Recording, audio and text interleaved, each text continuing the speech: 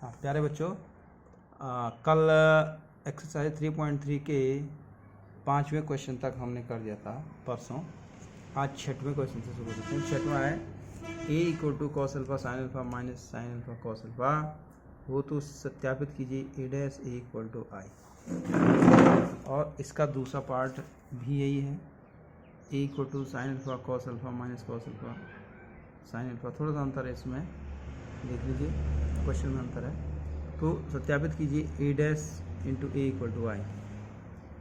तो पहला क्वेश्चन आसान है, जैसा पहला है वैसे दूसरा है, तो हम कोई सा भी कर लेते हैं। मैं इसका दूसरा पार्ट कर रहा हूँ। तो यहाँ देखिए, यदि a equal to sine alpha cos alpha minus cos alpha sine alpha, तो सिद्ध कीजिए a dash into A equal to I. तो आपने क्या करना है, a दे रखा है, a डैश निकालना। a डैश निकालना, पंक्ति को स्तंभ और स्तंभ को पंक्ति बनानी है। ये साइन अल्फा कॉस अल्फा पहली पंक्ति है तो पहला स्तंभ बन जाएगा साइन अल्फा कॉस अल्फा। ये कॉस अल्फा साइन अल्फा दूसरी पंक्ति है तो दूसरा स्तंभ बन जाएगा। ए डैश इंटू ए, ये है ए डैश ए, इनका मल्टीप्लिकेशन करना है। साइन इंटू साइन अल्फा, ये पंक्ति इस स्तंभ से मल्टीप्लाई होगी। Sine into sine alpha sine square alpha, cos into cos cos square minus minus plus, फिर ये इससे मल्टीप्लाई हो जाएगा। साइन इंटू कॉस अल्फा, फिर minus cos into sine alpha.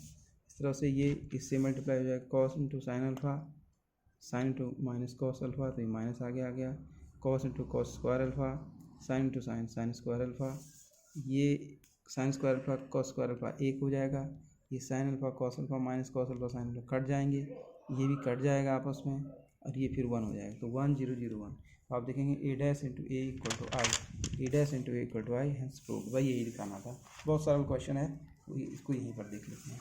अब 7वां क्वेश्चन है, सिद्ध कीजिए कि आव्यूह a 1 -1 5 -1 2 1 5 1 3 एक सममित आव्यूह है। आप जानते हैं सममित आव्यूह होने के लिए, एक सममित आव्यूह होने के लिए क्या होना चाहिए, a dash equal to a होना चाहिए। तो आपने कुछ नहीं करना, इसका परिवर्त कर देना और वो भी यही इतना ही आएगा, तो a dash equal to a, तो एक सममित आव्यूह हो जाएगा। बहुत आसान सा प्रश्न है।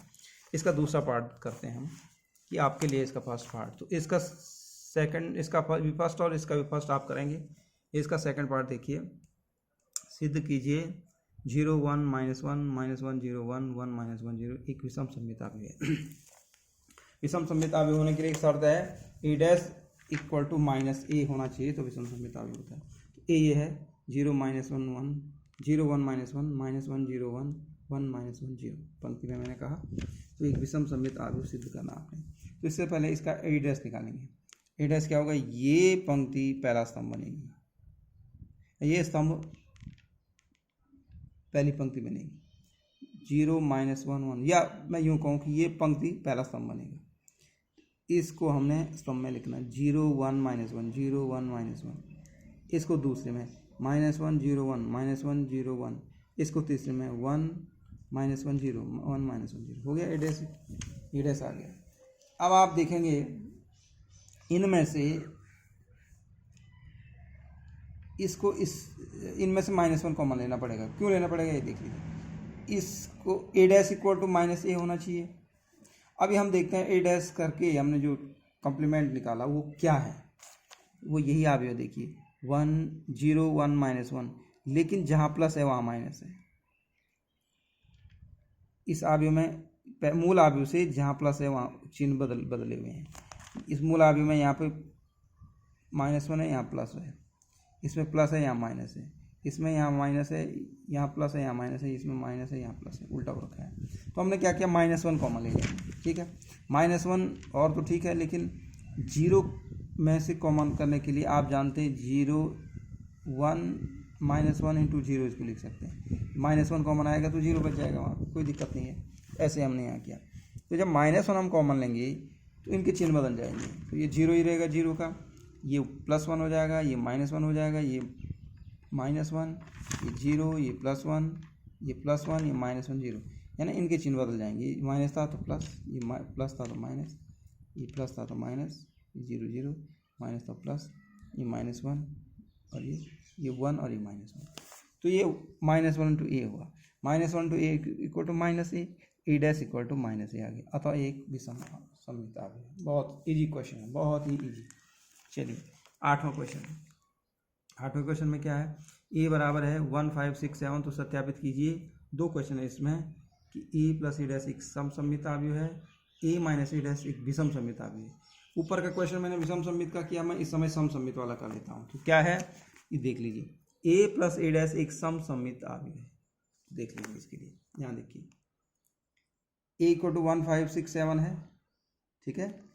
तो ए प्लस ए डैश एक समसम्मित अवयव होगा? देख लीजिए, तो आप जानते हैं ए प्लस ए डैश निकालना आपने, तो ए तो ये है ही, इसका ए डैश निकालो।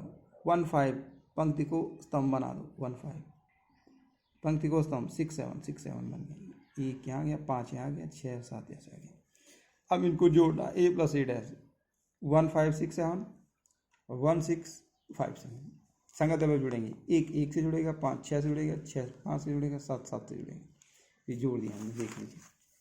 तो यह आया 2 11 11 14। मानो ये सी है, माना ये सी अवयव है, ठीक है। आप जानते हैं ए प्लस ए डैश अगर एक समसम्मित अवयव होगा यदि इसका परिवर्त भी सी ही होगा, तो कहने का मतलब सी है माना हमने, इसका सी डैश निकाल देते हैं। तो 2 11, ये पंक्ति का स्तंभ बनाया मैंने, 2 11, फिर 11 14, मतलब वही अवयव, कोई परिवर्तन नहीं। देख लीजिए सी डैश बराबर सी आ गया। तो इसका मतलब क्या हुआ, ए प्लस ए डैश बराबर सी था, और A plus A dash equal to C dash भी आया, और सी डैश सी है, तो A plus A dash equal to C dash equal to C. तो अतः ए प्लस ए डैश एक क्या होगा, समसम्मित अवयव होगा। कहने का मतलब क्या है, इस क्वेश्चन को दोबारा देख लीजिए। ए दे रखा है, तो आपने ए प्लस ए डैश को सिद्ध करना एक समसम्मित अवयव, ठीक है। समसम्मित अवयव, विषम वाला नहीं, हम समसम्मित वाला कर रहे हैं।